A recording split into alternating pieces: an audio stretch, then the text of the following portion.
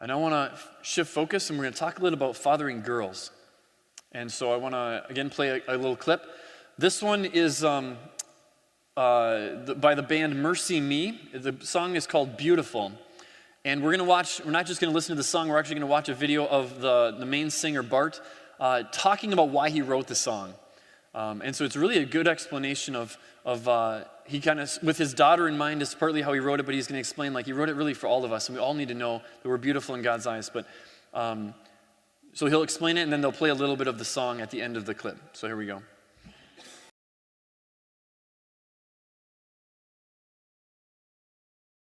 So that song's called Beautiful. It would have been nice to listen to all the lyrics in the song, but I thought just that clip was really good too. Just talking about how important that song is for all of us. But just some of the other lyrics in this clip, in this song called Beautiful, is he says, days will come, so especially speaking to, think about a girl's heart. Days will come when you hear you're not worth anything.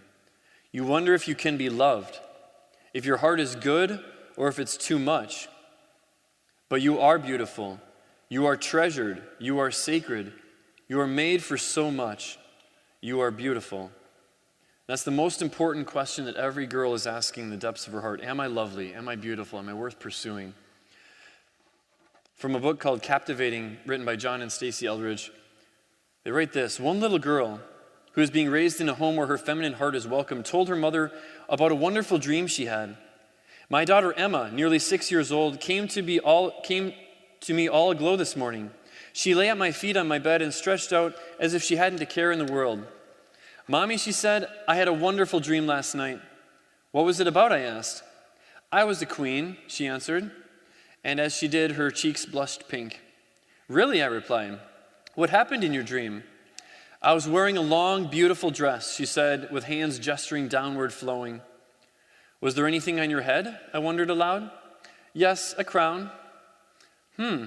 Why was that such a wonderful dream? I just love that feeling. I love feeling that way. What way? And with a sigh, she spoke one word: beauty.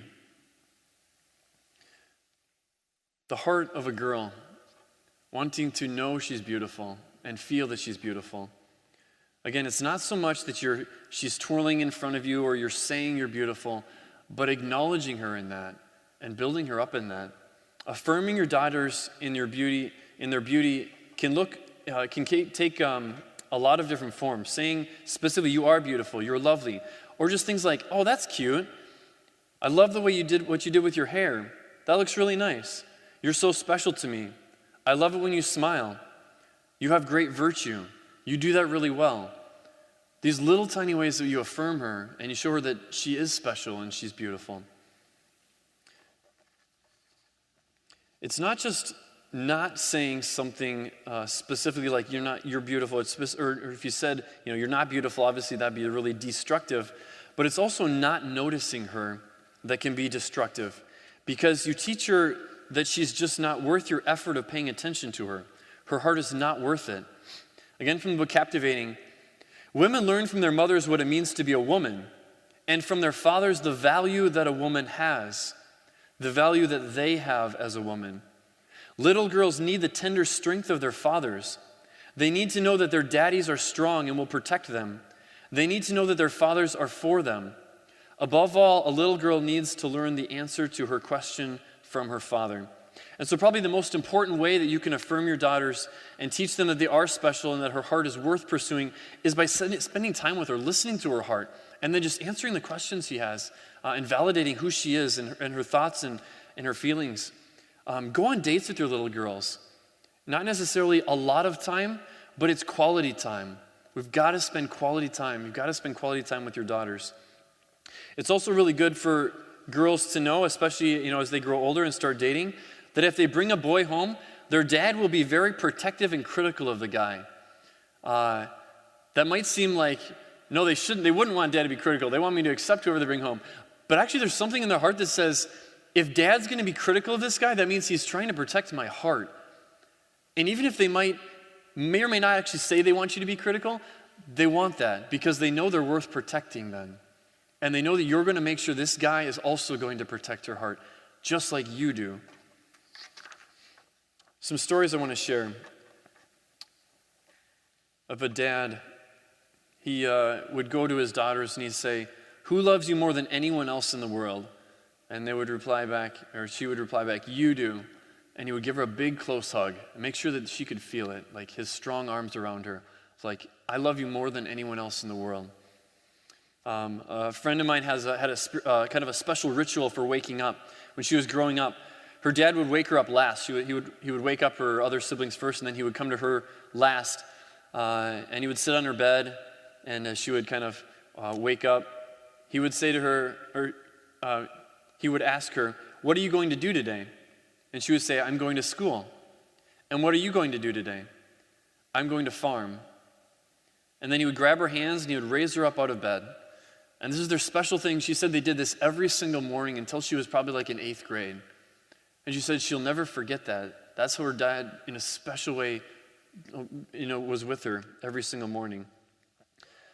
Another story, when a young woman came home from college, she always wanted to spend time with her dad, and he always made sure he had time for her. And so every single time she would tell him about 15 minutes before she left, or she'd tell him when she was going to leave, and then about 15 minutes before she left, her dad always made time to go on a walk with her. And they just take 15 minutes of walk, and she would just kind of tell him what's going on. She just wanted to share her heart with him. And he knew that, and he would listen, and he would affirm her. And so every single time, he would spend that time with her. And she said that was so important that he made that intentional time with her, even if it was just 15 minutes. A woman told me after Mass this weekend that when she was growing up, when she would cry when she was growing up, her dad would come up to her and tell her, "It's okay, dear, you're all right. It's the world that's wrong." And then he would give her a big hug. And she said that after that, she knew that it was going to be okay. She knew that Dad affirmed her and told her, "You're the one it's okay, it's the world that's wrong." And she's like, "Dad's here for me. I know that I'm going to be okay because he said I am." And she said that was it. That's all I needed. I needed that from my dad. Just a couple of weeks ago, I was sitting at lunch with the 8th grade girls. They were dressed up for Catholic Schools Week. I guess this was in January. And they all looked very nice because they had to dress up special for Catholic Schools Week Mass. We were sitting at lunch, and just before they left, I just said to all of them, "Thank you all for dressing up for Mass. You all look very beautiful today." And it was kind of amazing. They all just all these 8th grade girls, they just kind of paused and like almost froze for a second around the table. And they all just kind of started to smile. And one of them, she's like, "I'm going to start blushing." And I was like, it's amazing how how simple the phrase that I said was and how special it made them feel. Like that's the kind of power our words have, guys, of what we can do for your daughters and how we can affirm them and build them up. If you say that to a group of guys, "You look really great today. Thanks for dressing up." They'd be like, "I don't know, I need to go and do something manly now to I don't know." Like they don't care, right? But that's really important for a young woman to hear that. Speaking directly to their hearts. You need to do this in 100 different ways to affirm their beauty, to tell them how precious they are to you, that they're worth your working every day for. That's why you go to work, is because they mean something to you. They're special, and they're worth it.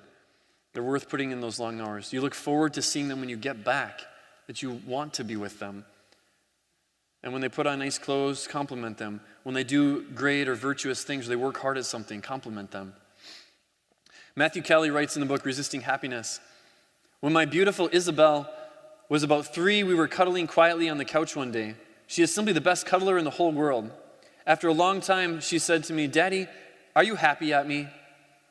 My eyes filled with tears, and I cannot even describe the feeling in my heart. 'Oh yes, my love, you have no idea how happy I am to have you in my life.'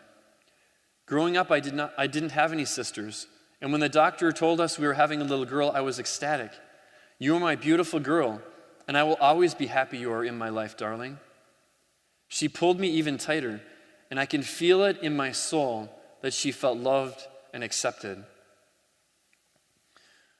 Dr. Philip Mango, who's a psychologist, in a CD, a talk that I was listening to that he gave, he said this, "My daughter showed up with her dress and asked, 'Daddy, are we going on a date tonight?' Well, I said, 'Honey, it's time for us to go eat with Mommy.' And then the little girl responded, 'Oh, Mommy, she might be cute, but I'm beautiful. You know that.' And he says, suppose I hadn't recognized that in my daughter. Suppose I had turned and said, like, what? Oh, you're playing dress up again? Like, well, did you do your homework yet today? What's the matter with you? Did you say the rosary? You really should pray more. You should say the rosary more. What if he had said something like that to her? Yeah, she should pray, obviously, but in that moment, when she comes to her daddy with her dress on, how you respond is absolutely key, because you have the moment to go directly to her heart in what you say next. Or if you don't acknowledge her in that moment, you're watching TV and she comes in and she's like, hey, daddy, and you're like, yeah, just wait. Daddy, yeah, hang on, wait till the halftime. And she goes away. You just told her heart something. We've got to be going to the heart of these young girls and teaching them that they are beautiful, that they're worth being pursued and acknowledged. If they're not, that's called the father wound. It's a knife right through the heart. Many women are walking around in America with the father wound. Am I the beauty? No. Am I attractive? Do I have virtues that sparkle? Will a man fight for me? Are men's hearts warmed when they see me? No. One woman said, Dr. Mango, when you hugged me yesterday, you're the only man who's ever hugged me without wanting something from me emotionally or sexually. I love you. I love you too, he said. The father wound can come in lots of different ways. Obviously, through sexual abuse, that's right out, right? But even things, seeing dad mistreat mom or the other daughters, being ignored by dad, not wanted by dad, or dad wanted a son instead. I've heard stories of dad wanted a son, he was longing for a son, and when he got a daughter, he would tell her that, say, I wish I had a son. What does that do to her heart? Verbally being abused, a passive father who's not active in her life, father not wanting to do something with her daughter, doesn't come to dances, doesn't come to recitals, doesn't come to school events. This is the father wound. Am I worth being pursued? No. In Captivating, they tell a story of one girl. When he was physically present, he was absent emotionally, preferring the company of the television and a glass of scotch to his family. He did not know me. I guess he didn't want to, this girl wrote. Men, love your daughters and show them affection.